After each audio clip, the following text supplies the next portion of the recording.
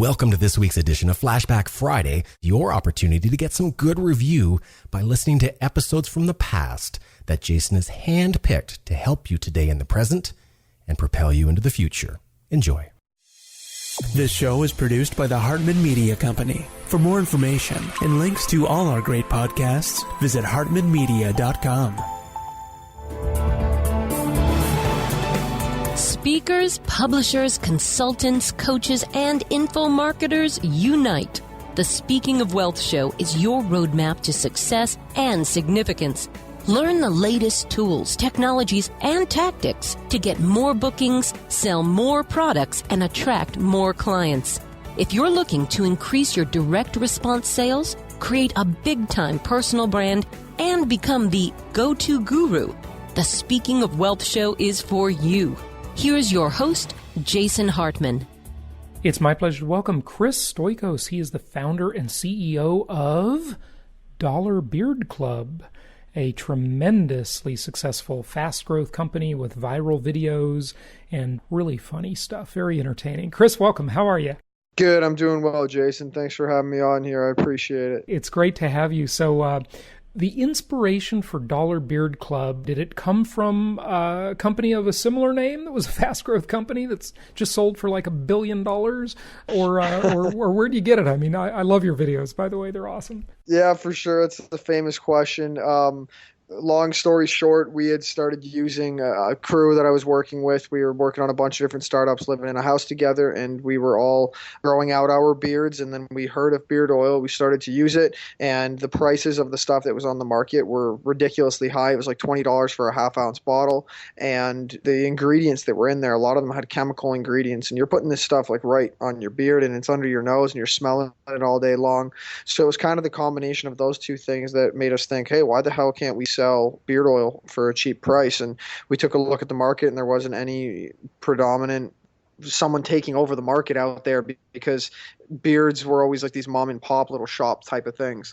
So we jumped on it, and obviously saw Dollar Shave Club's success, and we were always the kind of guys that made fun of them and people who shaved. So we said, why not do the antithesis of the Dollar Shave Club? And Dollar Beard Club was born, and we just tried to have our own personality exude through our videos in a kind of funny, cool way, and give the bearded guys out there a reason to jump on our bandwagon. Sure. Just tell the non-bearded listeners, what is beard oil? Is it conditioner, basically? Basically, it's a bunch of different essential oils. So we use pine oil, orange essential oil, sandalwood oil, and the balm has like beeswax.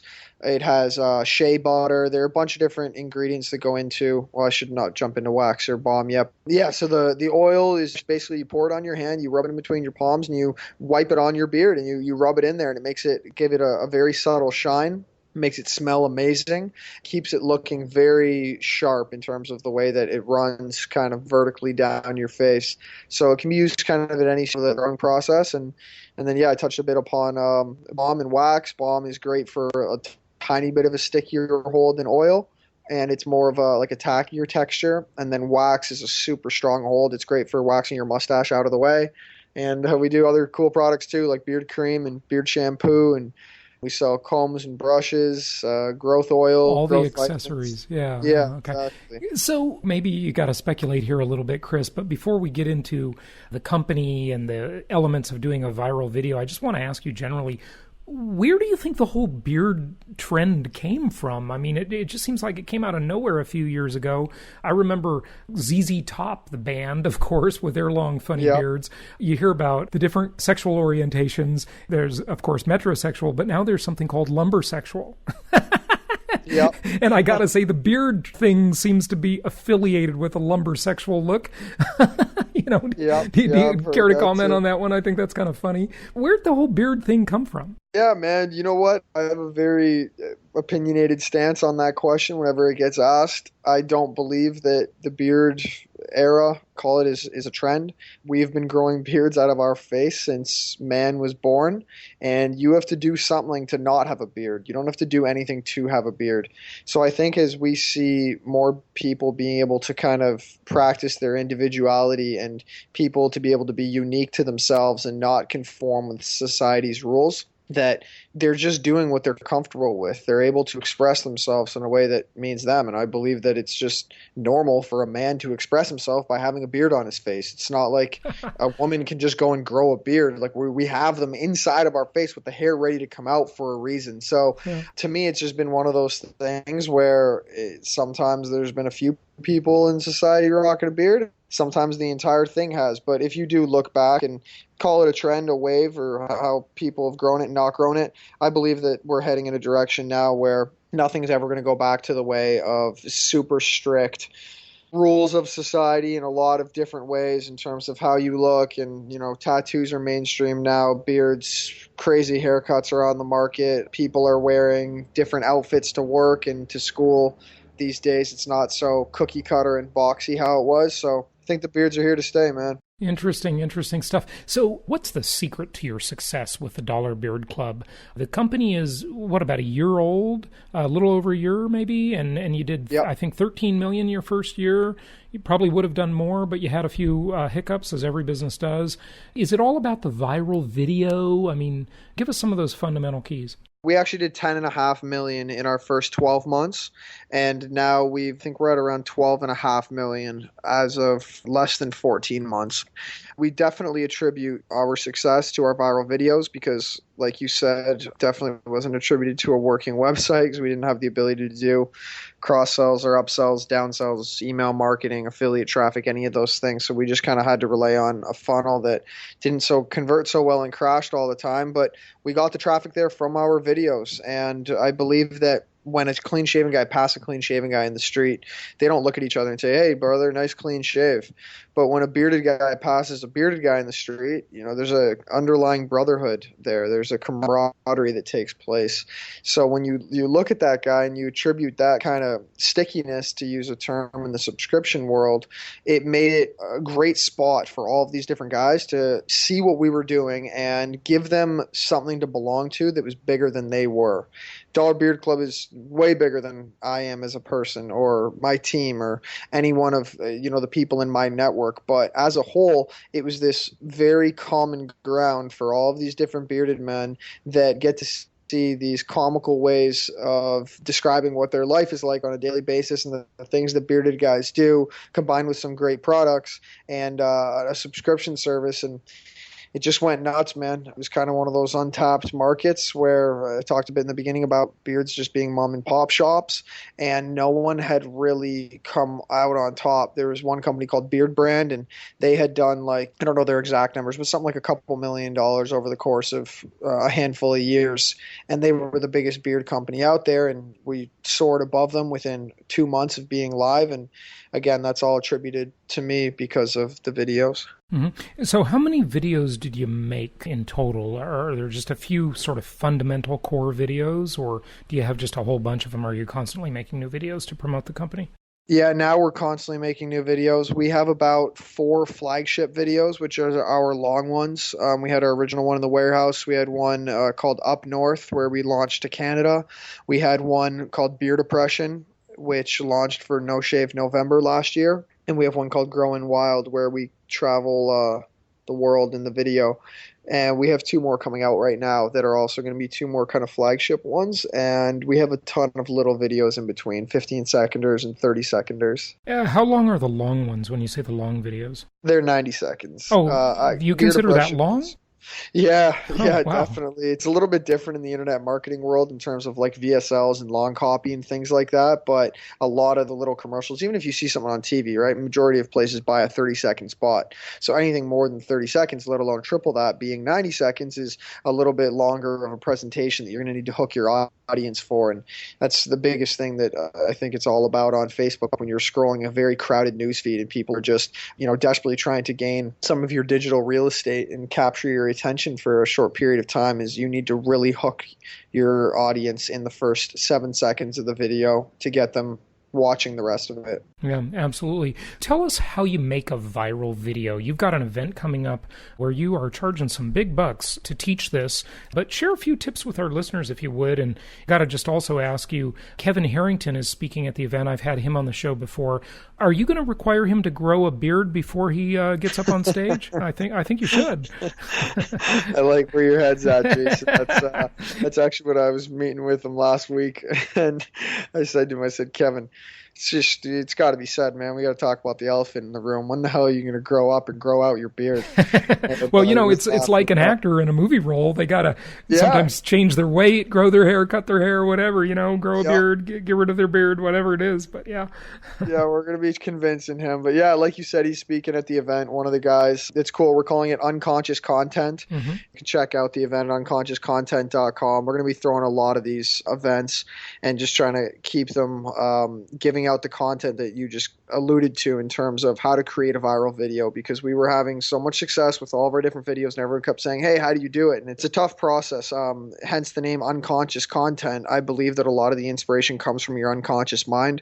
I think that when we wake up in the morning, our unconscious mind begins running our day, from going to the bathroom to brushing your teeth, have your breakfast, drive to work, and we kind of become these series of algorithmic events where we don't even think of what we're doing, but something that's been programmed in us from childhood or a couple years ago or the day before can influence our actions the next day. So when you can kind of get into the BIOS of your human computer, then you can go in and you can edit things and make changes, and you can draw inspiration from cool spots. And a lot of people do this through different places. Some guys do it through substances. Some guys do it through lack of sleep, too much sleep, thinking of it in the middle of the night. And we've all had those ways of inspiration where like our big idea hits us, but being able to manually put yourself into that zone is into the zone where you can create these videos. Exactly. Yeah, okay. Well, into the zone where you can script them. Okay. So yeah, I do it through something called dry fasting, where you don't have any water or any food for a period of time, as little as 16 hours to get you in the zone. I've been in for as long as 72 hours. And I don't know how that can. I've heard about dry fasting, and I don't know how that can be healthy not to have water. But okay, I can see fasting off of food, but water. It's a whole other conversation, but the very quick down low on it is that all biological life needs water to survive. We all have parasites, bacteria, metals, different things in our body that needs water to survive. So when you remove the water and the food, it becomes a survival of the fittest. Your good cells go to war with your bad cells, and the good cells will get the water that's stored inside of your fat cells. Your body will crank out 100 grams of fat into about 60 to 70 grams of water, and all of the weak stuff dies off. So it's kind of like shedding your skin. It's like an animal hibernating, and then you go into mass production of HGH and stem cells, and you can put on crazy amounts of muscle, and it's very cool. But back to what its effect on your brain, because there's nothing in you. Like, we're all very creative at birth. Society makes us not creative. Education makes us not creative. We're forced to learn somebody else's path. But if you just think of when you were a young kid, we all go back to our memories and the things that we enjoy doing and we are passionate about. There are so many different things that we no longer do. And when you can get into the zone of flow where you're doing something you're passionate about that you did when you were a kid, and you compare that with something like dry fasting, man, the ideas that come off, they're very cool. It's fun. It's a fun spot to be in. You have it's almost like this somewhat creative spiritual awakening, and it becomes a healthy addiction to get into that space whenever, as often as you can. So yeah, that's how I find my personal inspiration for writing the scripts for the Dollar Beard Club videos and other stuff that we've done along the way. Okay, well, take us through some of the elements of those scripts. Like, what makes a video viral? I mean, this is the big secret that everybody wants to know. We've all seen viral videos, but I don't know that we can dissect them. You said it really well there, where you don't know if you can dissect them, because there is no exact formula for a viral video. If there was, people would buy it for $5 million. People buy it for $50 million, and they'd go make video after video. So there are a lot of different factors that go into it, and this can include the day that you launch the video, the actors' haircuts in the video, the premise of the story, how it actually walks through it, the length of it. So there are a lot of different factors in it. But what we've found best is the biggest thing to something going viral is you need to appeal to a mass market. You need to say something or display something, or both, whether you're saying it and then visually displaying it, that the audience can relate to and that it's shareable. The definition of something going viral is somebody, getting X amount of shares and everyone constantly putting it on their friends' Facebook's walls and on YouTube, and everyone sending each other links. We've all gotten video links in our email. That's how you can tell something's going viral. So to get there and to create something that's shareable, you need to tap into the unconscious mind of your audience, and you need to find something that they don't necessarily talk about every single day, but it's something that they feel. Like, go into the primal instincts, and you can take tangents off of each of these, but you just think of things that are funny, like taking a shit is a pretty funny one that when I say that on a podcast, people are like, what's this guy talking about? But if you look at 4 big videos, Squatty Potty, Poopery, Dollar Shave Club's second video, and one for Kmart called My Pants, we don't walk around talking about needing to go use the restroom, but it's something we all need to do on a daily basis. So when you can put that in a funny way on a video, it gives it shareability. It gives the audience that you're looking at to be like, hey, you know what? Yeah, I feel this. This is hilarious. You got to see this. There are other ones just to do with going into the deep spots in terms of taking your market, looking at exactly what you have. And if you look at ours, like Beard Club, for example, not every bearded guy exactly eats shaving cream for breakfast, but we made it seem like that was like a thing that we all did. So when we were able to tap into, hey, I eat shaving cream for breakfast, and walk through and put a bunch of the stereotypes in there, that was the common sharing ground amongst the bearded community. And then it also had the element of making fun of shaving guys, and that's another thing that bearded guys do. So that really worked for us to kind of catapult off of when we thought of it. So when it comes to scripting it out, you definitely want a very heavy hook in the first 7 to 10 seconds of the video. You want something to give them a reason not to turn the video off no matter what, by giving them something very funny, a punchline, leaving them hanging with information, a great vision. And we definitely hammer on that hard in all of our videos, and we make sure that there's something there, because then I don't want to say it doesn't matter what happens in the rest of the video, but you have their attention. And once you have their attention, you can kind of roll in any direction that you want. You want to give them to something to belong to that's bigger than they are. Majority of people in the internet marketing space especially, they don't build brands. They build sales that would die if the sales died. I should say a brand would die if the sales died, because they don't have any serious loyalty. And you can do that again through proper branding, and you can embed that into a video. So when you give something to give your audience something to belong to, then something to belong to, it's awesome. You feel like people go around, they become your market. They're talking for you. They're part of something. Yeah. And you definitely did that well. I would almost give that a different name. I would call it the polarization and identifying the common enemy. In your videos, you make it like, having a beard is manly, and, this is, you got to be part of the club, and, if you're not, you're a wussy, I mean, it's kind of like you really polarize, and I thought they were hilarious, even though I don't have a beard and I'm not growing one either, but you can get on my case later about that. But you polarize, you're not afraid to go out on a limb, are you? And say, this is the cool way to be. And if you're not cool, right?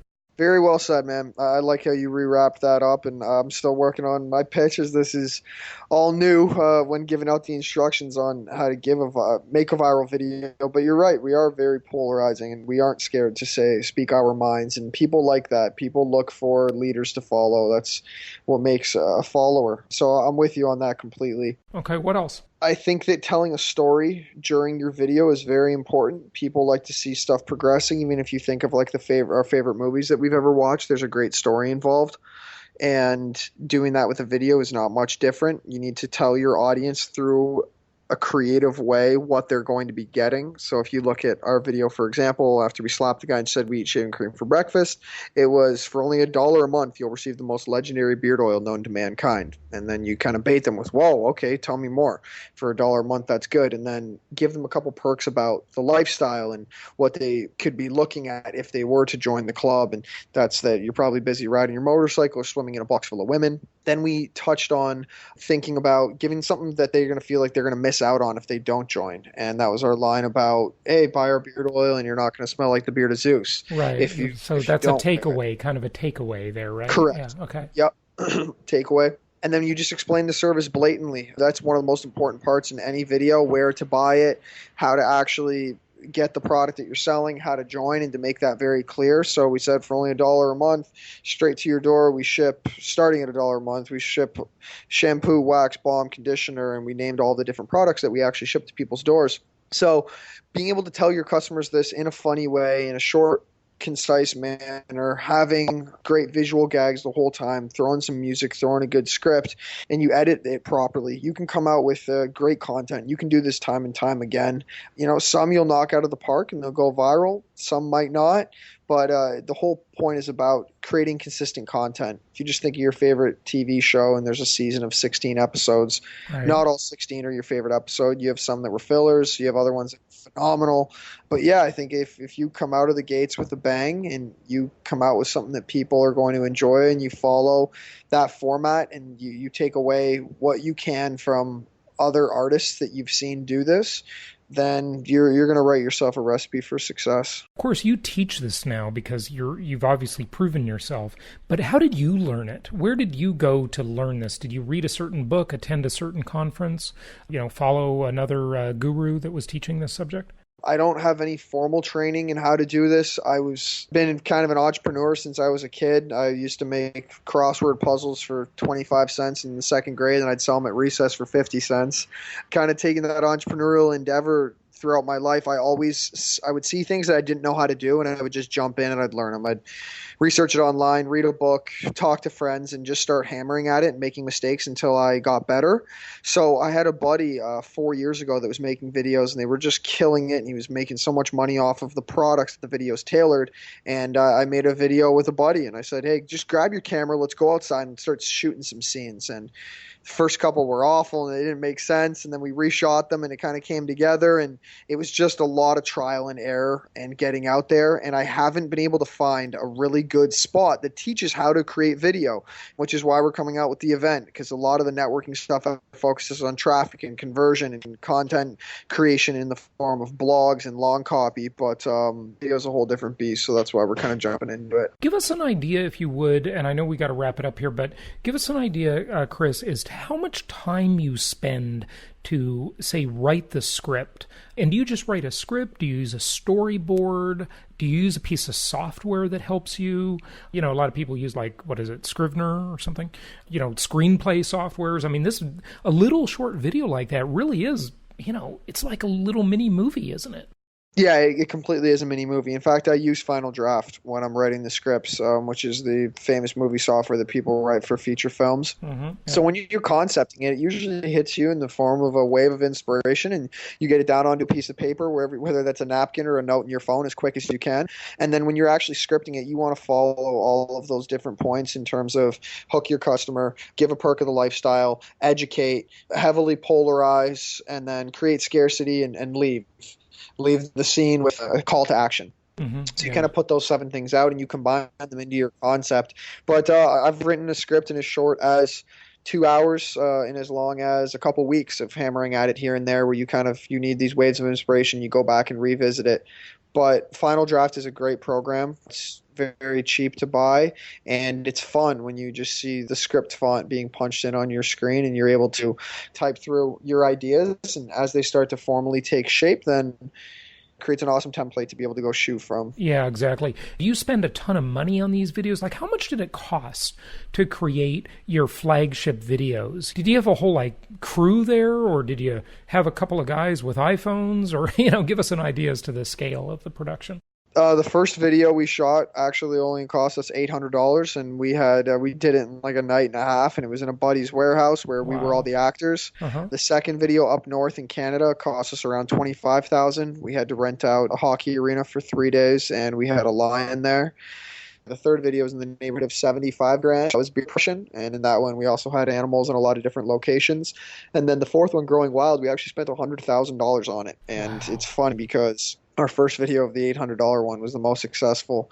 So price doesn't have a correlation to creating a successful video. You can do something with a low budget to have a high ROI. That's what our 2 new videos that are getting ready to come out were $1,500 and like $4,000. So we went back to our roots and we really applied our own process that we've created that I'm going to be teaching. That's how to create a low budget video with high ROI and be creative and all that sort of thing. Fantastic. Well, Chris, good stuff. Any resources you want to share? A Twitter account? Of course, Dollar Beard Club, anybody can find that, but whatever you want to give out. Check out my personal website, chrisstoikos.com. Going to be launching some cool content through the blog stuff there. Some great tools that I use. A book, actually, that is huge and very, I've read many times, is called The Mastery of Self, and it's by a guy named Don Miguel Ruiz, and it's a phenomenal read. Yeah, I read that, I think, the 4 Agreements or something? 4 Agreements, I read yes. that by him, yeah. Check out The Mastery of Self. It's even better. It goes deeper into things. And then another great tool that I use for writing when I'm on the go is a website called Jotsome. Jotsome, Jotsome, and it's a free writing blog with no distractions. Mm-hmm. You can choose your music and your mood, so I can get in the zone there when I'm working on things on the go. And then my Instagram is kind of where most of my followers follow me. My handle is at Stoikos, CSTOIKOS. And you can check out, usually I have some pretty funny stuff going on there. And then, dollarbeardclub.com. It's like growing out your beard, jump on there. Absolutely. Chris Stoikos, thank you so much for sharing your wisdom with us today. And I wish you continued success. And it was really an awesome interview. Thank you so much. Awesome. Thank you, Jason. This show is produced by the Hartman Media Company, all rights reserved. For distribution or publication rights and media interviews, please visit www.hartmanmedia.com or email media@hartmanmedia.com. Nothing on this show should be considered specific personal or professional advice. Please consult an appropriate tax, legal, real estate, or business professional for individualized advice. Opinions of guests are their own, and the host is acting on behalf of Platinum Properties Investor Network, Inc. exclusively.